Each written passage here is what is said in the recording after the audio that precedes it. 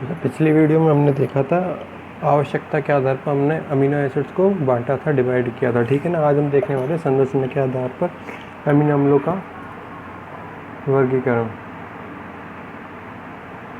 ठीक है, आज हम देखने वाले हैं संरचना के आधार पर अमीनो अम्लों का वर्गीकरण। पहली अगर बात की जाए तो क्या एलिफैटिक अमीनो एसिड्स की बात करते हैं। एलिफैटिक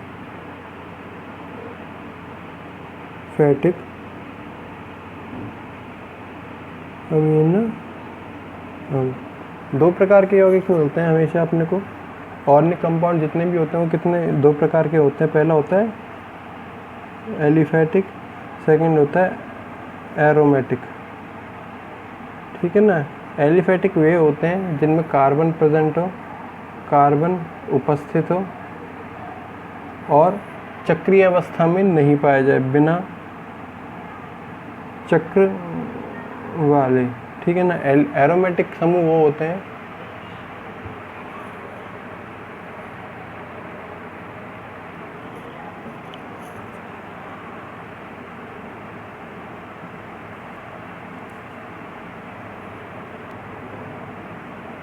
एरोमेटिक वो समूह होते हैं जो कि क्या होते हैं, चक्र वाले कार्बन परमाणु, चक्रीय अवस्था वाले कार्बन यौगिक।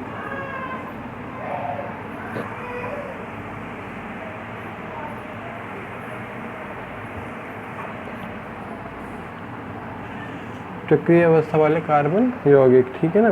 तो हमने पहले नंबर पे बात की एलिफैटिक की, जो कि मतलब क्या है, बिना चक्र वाले या बिना चक्रीय अवस्था में पाए जाएंगे। ठीक है ना। ये क्या है, बिल्कुल नॉर्मल टाइप के हैं। मतलब इसमें इनमें एक अमीनो समूह NH2 ग्रुप व एक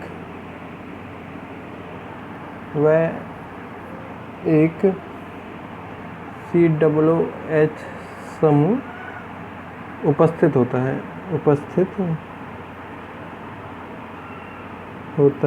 अगर इनके एग्जाम्पल की बात की जाए तो जैसे कि एग्जाम्पल के रूप में हमने देखा ग्लाइसिन, सबसे सिंपल टाइप था। ठीक है ना। Glycine H NH2 COOH। ठीक है ना। ये सबसे सिंपल टाइप है किसका, ग्लाइसिन का। ओके। अगर बात की जाए एलिनिन की, एलिनिन में एक H के स्थान पर क्या आ जाता है, C ग्रुप आ जाता है, मिथाइल ग्रुप आ जाता है, NH2 COOH, एलिनिन। ठीक है ना। अगर बात की जाए वेलिन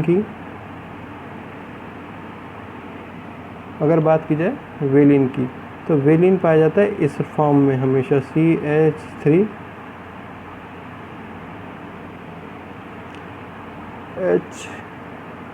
NH2 COOH। ठीक है ना। ये होता है वेलिन।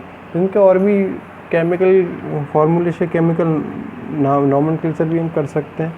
ठीक है ना। लेकिन उसकी हमें फ़िलहाल ज़रूरत नहीं है। अगर बात की जाए ल्यूसीन की, तो ल्यूसीन की स्ट्रक्चर कुछ इसमें एक एक्स्ट्रा कार्बन परमाणु आ जाता है, उसके रूप में पाई जाती है CH3। ये बताता है CH से CH3 CH2 CH NH2 COOH। ठीक है। ये हो जाता है ल्यूसीन। फिर अगर बात की जाए आइसोल्यूसिन की, तो isoleucine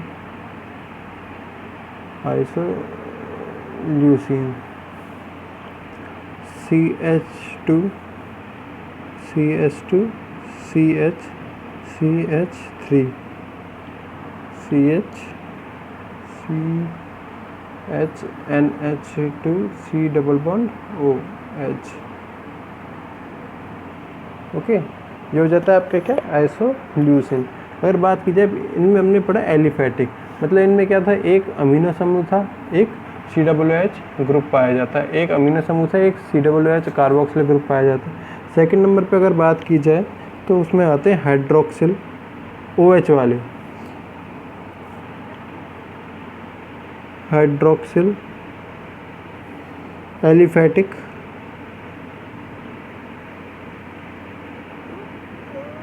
amino acid, hydroxyl aliphatic amino acid. इसमें क्या होता है, इसमें आर के स्थान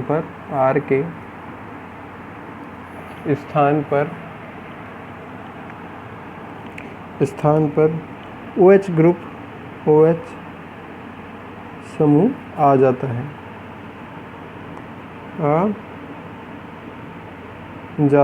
ठीक है ना। अगर बात की जाए जैसे कि सेरीन की, फर्स्ट नंबर पे हमने लिया सेरीन की अगर बात की जाए तो इसमें इस प्रकार से कुछ स्ट्रक्चर पाई जाएगी, OH CH NH2 C double bond OH, ठीक है ना। सेरीन की इसमें R के स्थान पे क्या आ गया, OH ग्रुप आ गया। सेकंड नंबर पे अगर बात की जाए जैसे कि थ्रियोनिन, ठीक है ना, तो इसमें क्या हो जाए H3C CH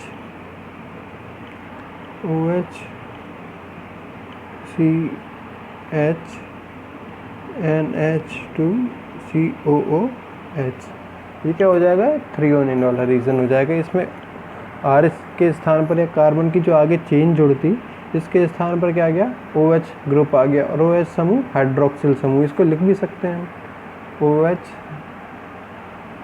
समूह is equal to hydroxyl group, okay.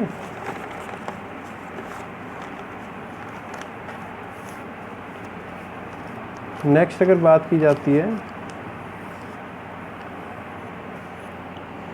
Next होते हैं अमीनो सहित, जिसमें 2 अमीनो एसिड ग्रुप पाए जाएं या जिसमें 2 अमीनो समूह पाए जाएं, अमीनो सहित अमीनो अम्ल, अमीनो सहित अमीनो अम्ल, ठीक है ना।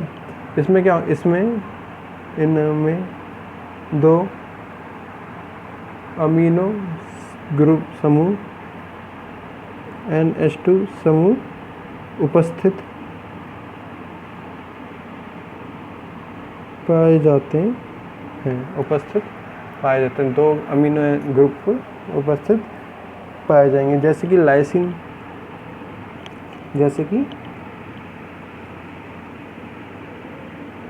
लाइसिन, CH2 NH2, एक समूह यहाँ पे आ गया CH2 CH2 CH2 CH NH2 C double bond O, एक ये है, इसमें अमीनो सहित अमीनो अम्ल। एक नॉर्मल अमीनो अम्ल की बात करते हैं तो हम इस प्रकार से यहाँ तक बना सकते थे, ये भी क्या हो जाता है, एक नॉर्मल अमीनो एसिड बन जाता है, ये नॉर्मल अमीनो एसिड बन जाता है। लेकिन इसमें दूसरा क्या है, अमीनो सहित, दूसरा अमीनो ग्रुप भी क्या है इसमें प्रेजेंट पाया जा रहा है, इसीलिए इसका नाम दिया हमने अमीनो सहित अमीनो अम्ल। सेकंड नंबर पे अगर बात की जाए जैसे कि आर्जिनिन की,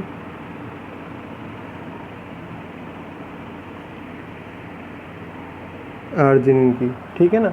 आर्जिनिन किस प्रकार से जुड़ता है, NH2 C double bond NH2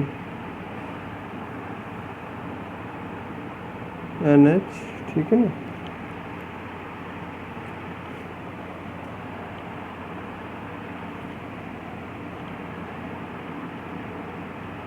ये CH2 के 3 कार्बन परमाणु यहाँ पर क्या हो, उपस्थित हो।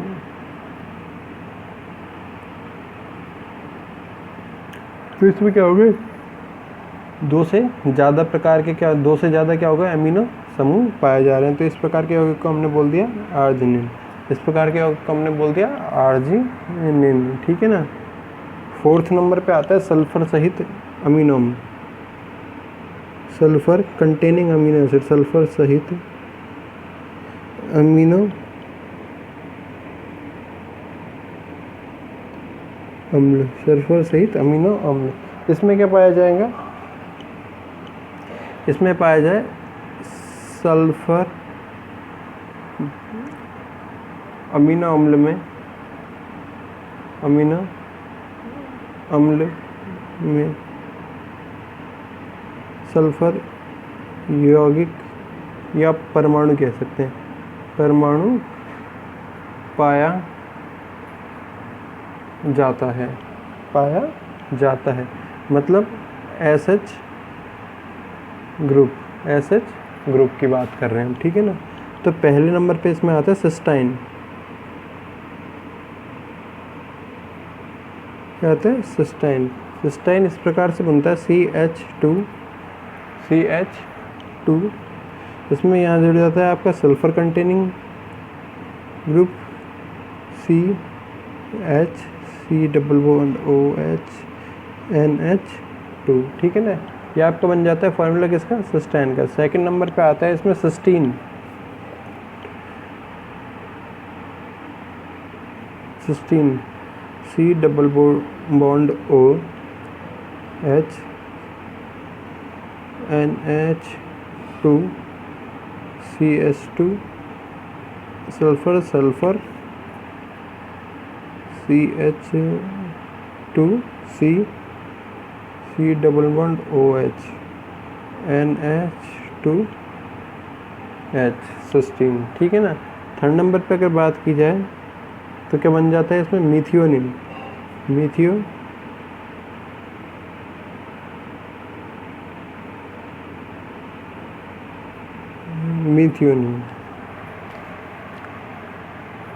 ओके। मिथियोनिन किस प्रकार से बना सकते हैं हम? CH2H CH2 CH2 CH NH2 C double bond OH, ये क्या बन जाएगा आपका? मिथियोनिन बन जाएगा। इसमें क्या पाया जाए? सल्फर यौगिक पाए जा रहे हैं, इसमें क्या पाए जा रहे हैं? सल्फर यौगिक पाए जा रहे हैं, ठीक है ना। अगर नेक्स्ट बात की जाए एमाइड ग्रुप की, फिफ्थ नंबर पे बात की जाए एमाइड ग्रुप की, एमाइड सहित अमीनो अम्ल, सहित अमीनो समूह। एमाइड क्या होता है? CONH2, CONH2 को बोल जाता है एमाइड। तो इस प्रकार के अमीनो अम्लों में क्या होंगे? CONH2 ग्रुप पाया जाएगा। तो इससे बनता है आपका एस्पार्जिन, एस्पार्जिन, जैसे कि C double bond O NH2, ठीक है ना, CH2 CH NH2 C double bond OH, ये हो जाता है आपका CONH2 समूह, CONH2 समूह, जिसको बोलते हैं हम लोग एमाइड समूह, एमाइड ग्रुप बोला जाता है। सेकंड नंबर पे आता है इसमें ग्लूटामिन। ये ग्लूटामिन आटे में पाया जाता है, इस ग्लूटेन पाया जाता है आटे में, जिसका आटा क्या होता है? रबड़ की तरह खिंच सकता है, टेंसिटी पाई जाती है इसमें, क्या है, ठीक है ना।